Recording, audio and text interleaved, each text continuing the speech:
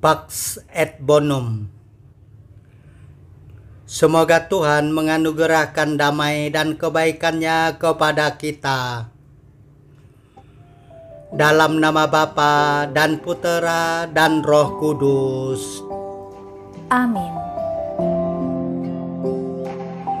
Pada suatu hari, Yesus membentangkan suatu perumpamaan kepada orang banyak.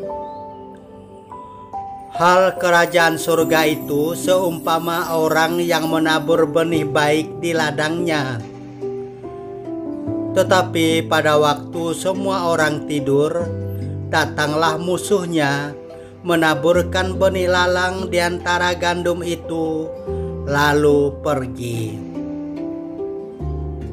Ketika gandum tumbuh dan mulai berbulir, tampak jugalah lalang itu.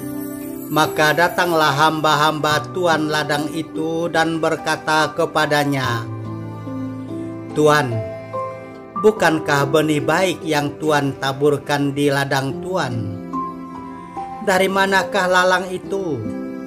Jawab tuan itu, "Seorang musuh yang telah melakukannya."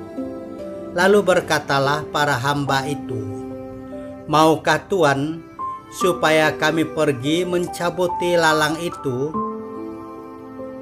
Tetapi ia menjawab, "Jangan, sebab mungkin gandum itu ikut tercabut pada waktu kalian mencabut lalangnya. Biarkanlah keduanya tumbuh bersama sampai waktu menuai tiba.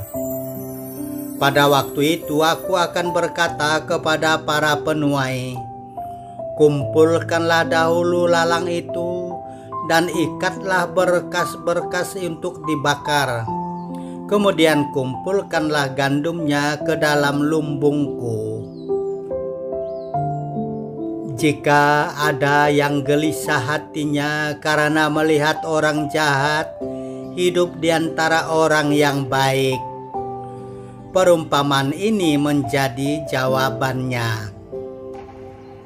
Gandum adalah orang benar, memiliki kualitas iman yang baik, berbobot, kuat, tidak mudah goyah saat diterpa badai pencobaan, dan hidupnya menjadi berkat.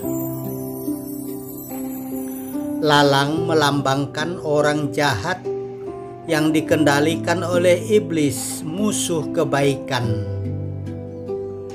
Lalang tidak perlu cepat-cepat disingkirkan, karena Yesus lebih peduli dengan pertumbuhan gandum. Orang baik akan semakin bersinar kebaikannya di depan orang yang jahat. Kebaikan justru semakin cemerlang di depan kejahatan. Marilah kita berdoa.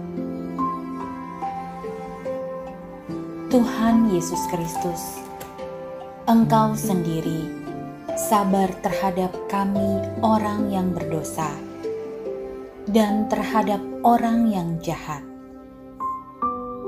Engkau memberikan kesempatan untuk bertumbuh, baik dan bertobat. Ajarilah kami bersabar terhadap orang yang tidak sejalan dengan kami dan yang kami pandang jahat.